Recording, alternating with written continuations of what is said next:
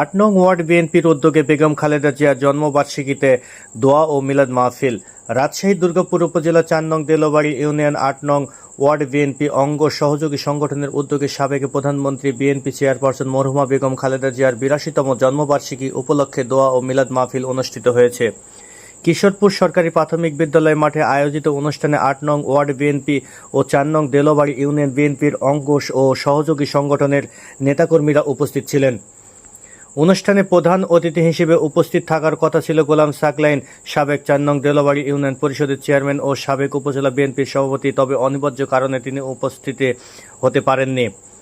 অনুষ্ঠানে বিশেষ অতিথি জনাব মোহাম্মদ আলমগীর হোসেন উপস্থিত থেকে নেতাকর্মীদের সঙ্গে শুভেচ্ছা ও মতবিনিময় করেন।